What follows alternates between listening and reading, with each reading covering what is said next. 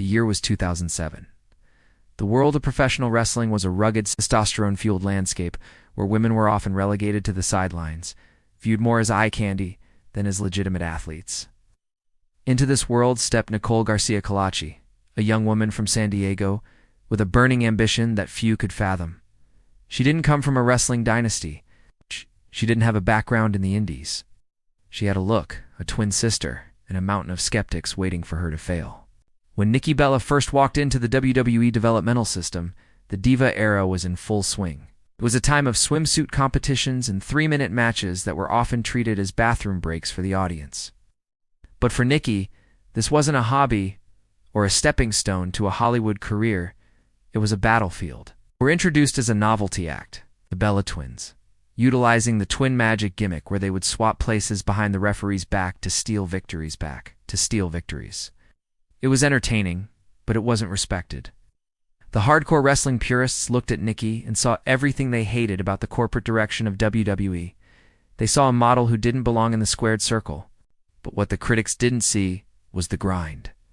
Behind the scenes, Nikki was obsessed with the craft. She was studying tapes, working on her footwork, and trying to find a way to break the pretty girl stereotype. The struggle was real, the locker room was a shark tank. And the veteran performers weren't always welcoming to newcomers who were perceived as having the look, but not the passion. Nikki had to develop a thick skin early on. She realized that in the WWE, if you aren't being talked about, you're invisible.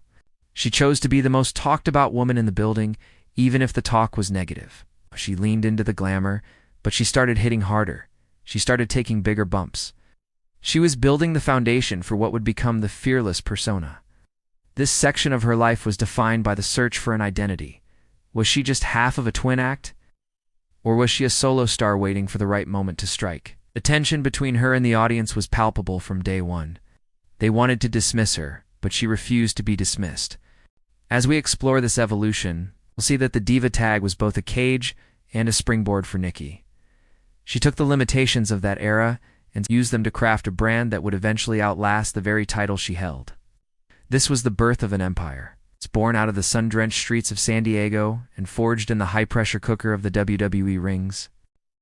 By 2014, winds of change were blowing through the WWE. A new generation of female talent was rising through the ranks of NXT, and the fans were starting to chant, "Give Divas a chance." Nikki Bella found herself at a crossroads. She was no longer the newcomer. She was the established face of the division. At Survivor Series 2014, she achieved the unthinkable. In a match that lasted a mere 35 seconds, she defeated AJ Lee to become the Divas Champion. It was a moment that sent shockwaves through the wrestling community, but not all the reactions were positive. The smart audience, the hardcore fans who obsessed over work rate and technical wrestling viewed Nikki's victory as a step backward. They claimed she was only being pushed because of her high-profile relationship with John Cena. The vitriol was intense. Social media was flooded with comments questioning her talent and her right to hold the gold. But Nikki did something that a lesser performer would never have survived. She embraced the hate. She turned the championship into a symbol of her dominance. For 301 days, the longest reign in the history of the Divas Championship, Nikki Bella stood at the top of the mountain. She didn't just hold the belt. She transformed herself physically. She spent hours in the gym developing a powerhouse style that was rare for women in that era.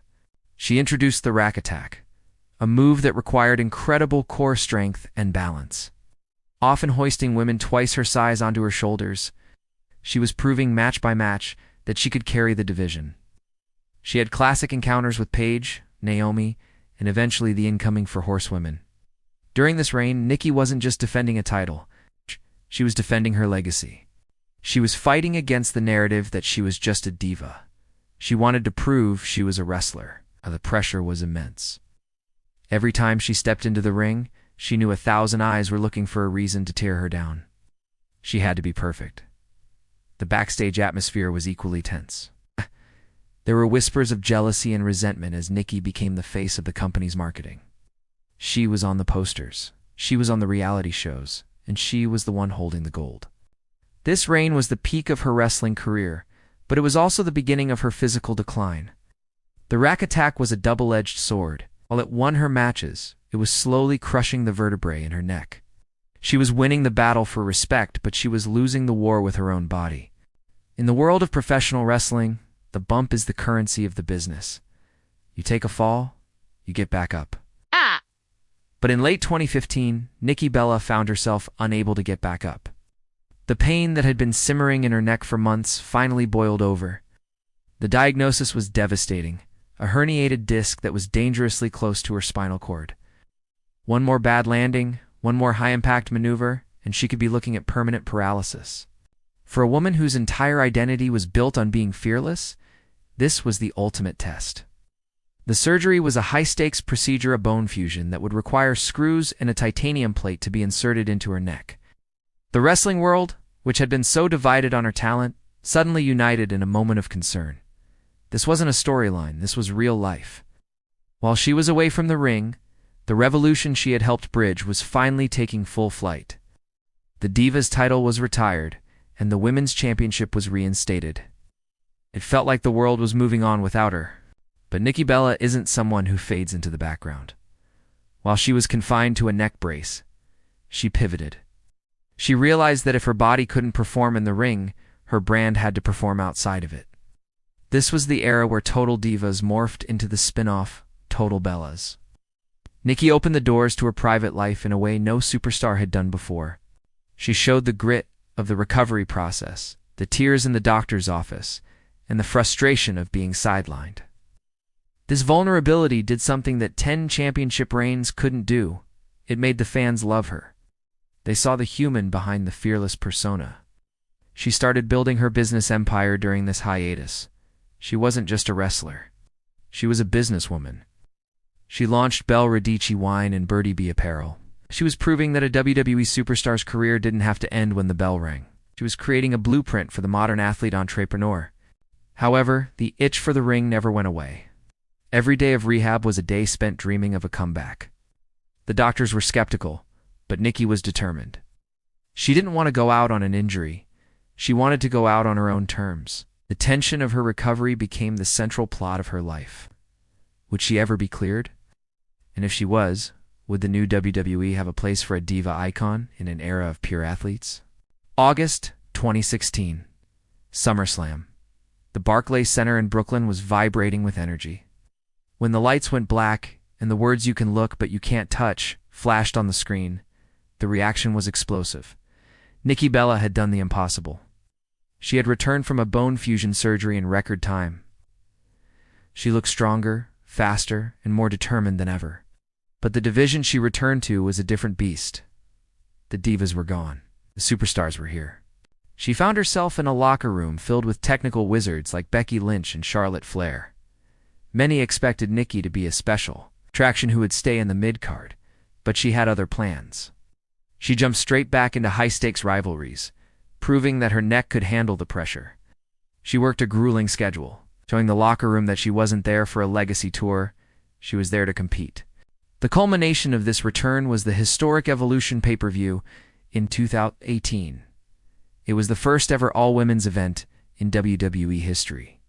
And the main event was Nikki Bella versus Ronda Rousey. This was a clash of titans moment.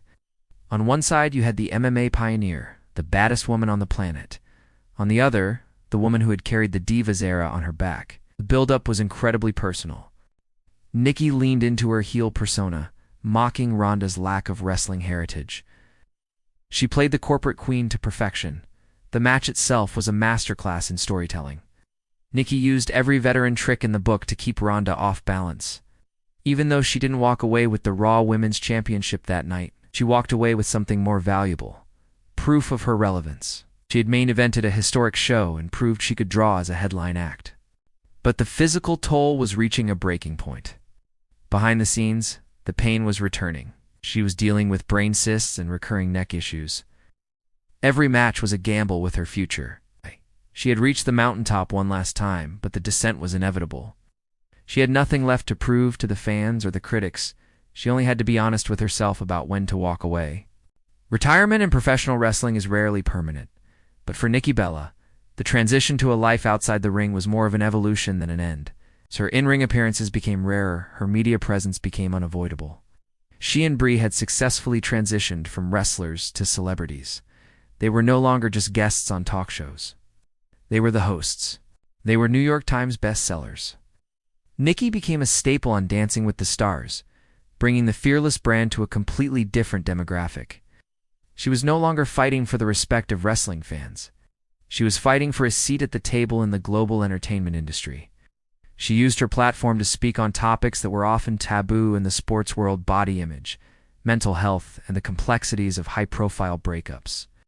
Her breakup with John Cena was played out in the public eye, a grueling experience that she handled with a level of transparency that earned her millions of new fans. Then came the biggest shift of all: motherhood.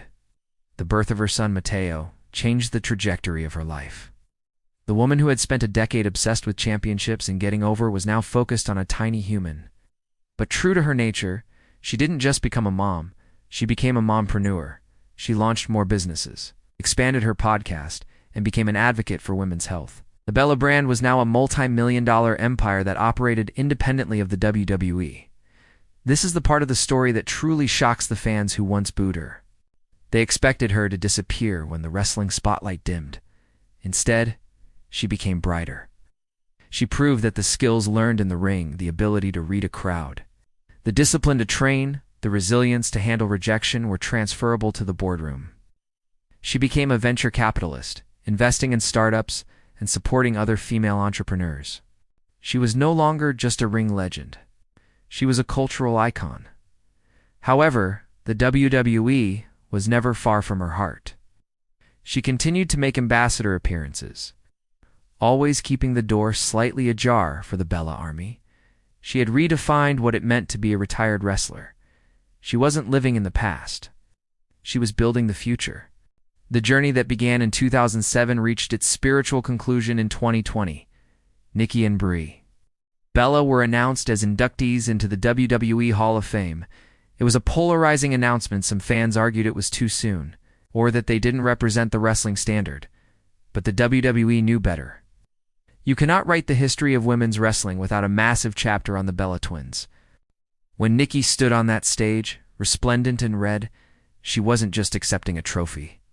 She was accepting an apology from an industry that had doubted her for a decade. Her speech was a tribute to the haters who had fueled her, the women who had paved the way, and the Bella Army that had never wavered. She spoke about the power of being a woman in a man's world, and the importance of never letting someone else define your worth. It was a full-circle moment. Today, as we look at the landscape of the WWE, we see the Nikki Bella effect everywhere. We see it in the way female superstars are marketed as brands. We see it in the way they use social media to connect with fans. We see it in the crossover success of stars like Becky Lynch and Bianca Belair. Nikki broke the mold. She proved that you can be a diva and a wrestler, a celebrity and an athlete. She took the most criticized era of women's wrestling and made herself the queen of it. Her legacy is one of pure, unadulterated resilience. She survived a broken neck, a broken heart, and a skeptical fan base to become one of the most successful women in the history of sports entertainment. The Fearless empire is still growing, whether it's through her businesses, her media appearances, or potential future roles in the industry. Nikki Bella remains a force to be reckoned with. She is the ultimate proof that you should never judge a book by its cover, especially if that cover is a WWE Divas magazine. She didn't just find her voice. She gave a voice to an entire generation of women who were told they didn't belong. This is the story of Nikki Bella. This is the story of a ring legend. Nikki Bella's journey is one for the history books, but her path wasn't always easy. Do you think she is the most underrated champion in WWE history? Or did the Diva era hold her back? If you want more deep dives into the icons who built the business, make sure to hit that subscribe button and turn on notifications for Ring Legends. We're just getting started.